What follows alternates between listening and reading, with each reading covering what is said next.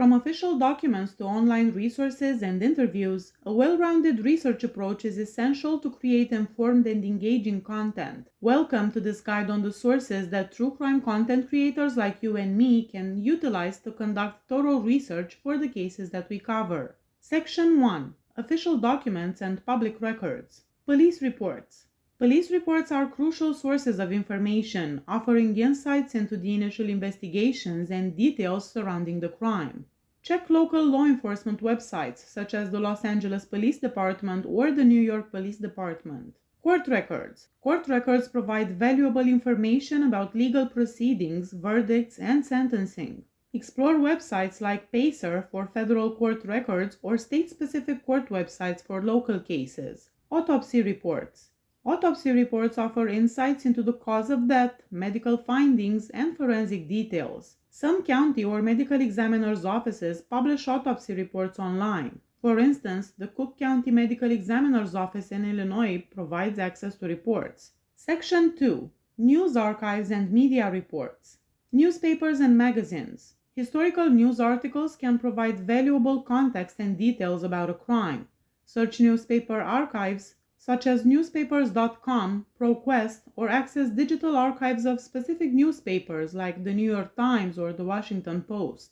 Television and radio archives. News broadcasts, interviews, and documentaries may contain unique footage and interviews. Use platforms like YouTube for archival news footage or visit the websites of major news networks. Section 3. Books and publications. Nonfiction books.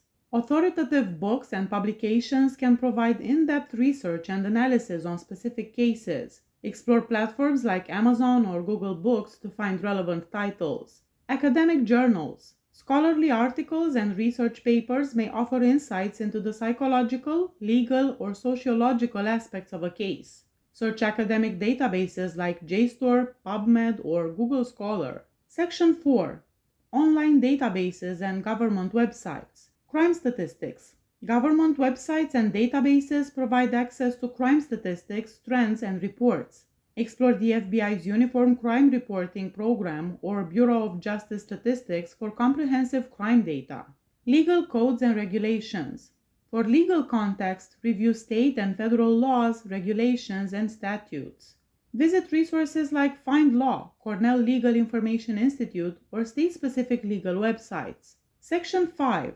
Online communities and forums. Reddit and web forums.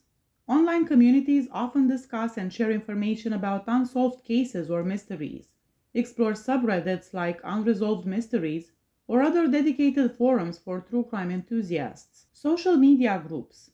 Facebook groups and Twitter threads can provide leads, personal anecdotes, and discussions related to specific cases. Search for true crime groups on Facebook or relevant hashtags on Twitter.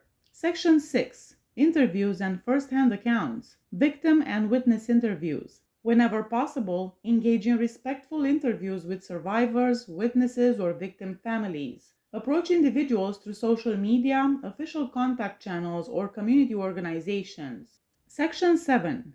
Ethical considerations and responsible use of sources. Privacy and consent. Always respect the privacy and consent of individuals involved, especially when conducting interviews or sharing sensitive information. Fact-checking and verification. Verify the accuracy and credibility of all sources to ensure the integrity of your content. Thorough and responsible research is the backbone of ethical and compelling true crime content creation.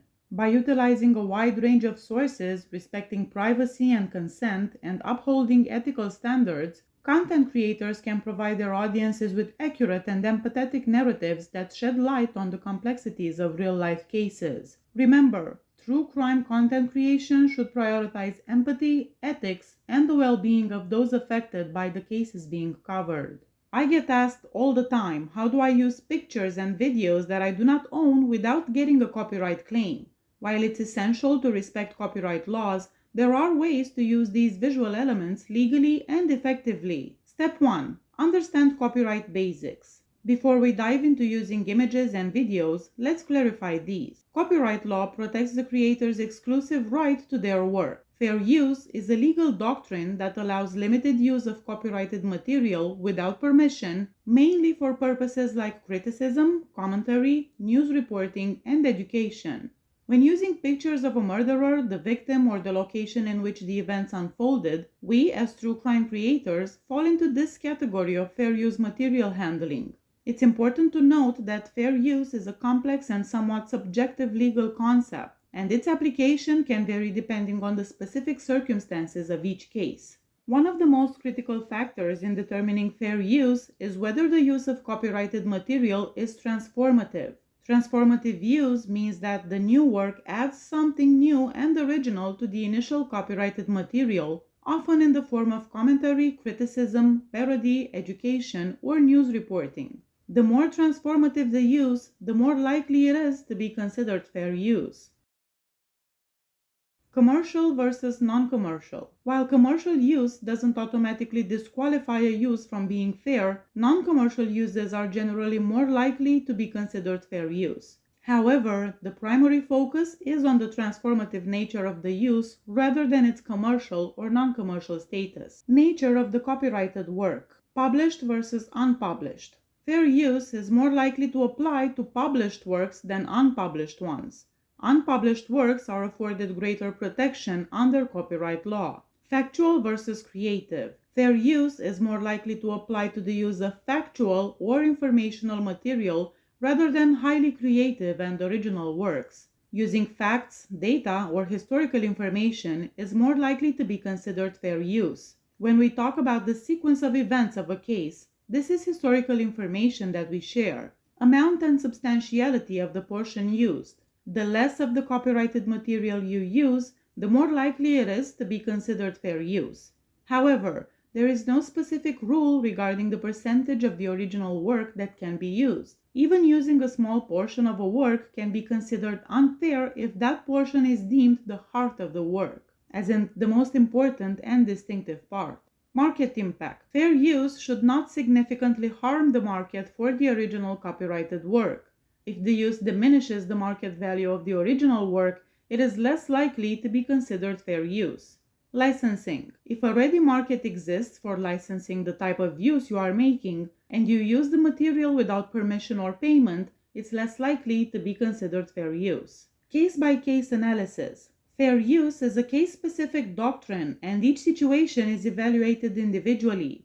Courts consider all of the factors above and may weigh them differently in different cases. There is no one-size-fits-all answer to whether a particular use qualifies as fair use. Burden of proof. The burden of proving that a use qualifies as fair use falls on the party using the copyrighted material without permission. In legal disputes, the person or entity claiming fair use must demonstrate that their use meets the criteria outlined above. Fair use is a defense. It's important to note that fair use is not a guaranteed right, but rather a legal defense that can be raised if someone accuses you of copyright infringement. It is ultimately up to a court to determine whether a particular use qualifies as fair use. Now that we know what fair use actually is, let's see what else we can do to avoid copyright issues. Step 2. Source your material carefully. Use content that you have the right to use. Here's how. Public domain. Use images and videos that are in the public domain. These are not protected by copyright and can be used freely. Creative Commons. Find content under Creative Commons licenses that allow certain use, such as attribution or non-commercial use. Always follow the license terms. Purchase or obtain permission. Buy licenses or seek explicit permission from content owners, ensuring you have proper documentation. Step 3. Use stock footage and images. If you can't find suitable free content, consider using stock footage and images. Websites like Shutterstock, Adobe Stock, and Getty Images offer a vast library of images and videos for a fee. Use websites like Pixabay and Pexels. Here you can find a variety of videos and photographs that you can use without paying a fee. When discussing true crime cases, you can use screen captures or thumbnails. Capture images or video clips directly from publicly available sources like news reports or documentaries. Add to these by providing commentary and educating people about the case you are covering. To strengthen your fair use claim, transform the content. Overlay your commentary or analysis onto images or videos. Include your own original content, such as narration, graphics, or analysis, to create a new work entirely. This is exactly what I do on my true crime channel. If I take a photo from Google, I upload it to Canva, and there I can do a variety of things. I can remove the background of the picture, I can change the background, I can add text to it, I can add 2 or 3 pictures and obtain one single image. You should credit the original content creator.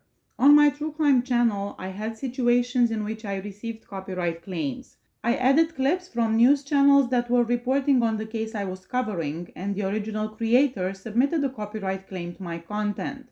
When this happens, you still have the video up. It is not taken down if the original creator does not request that.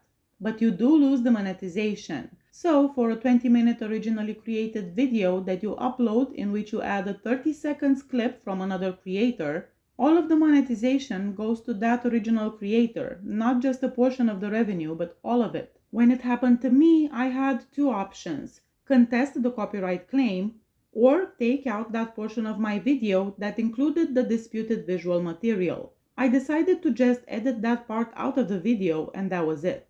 Please hit that subscribe button if you found this video helpful. See you next time. Bye bye.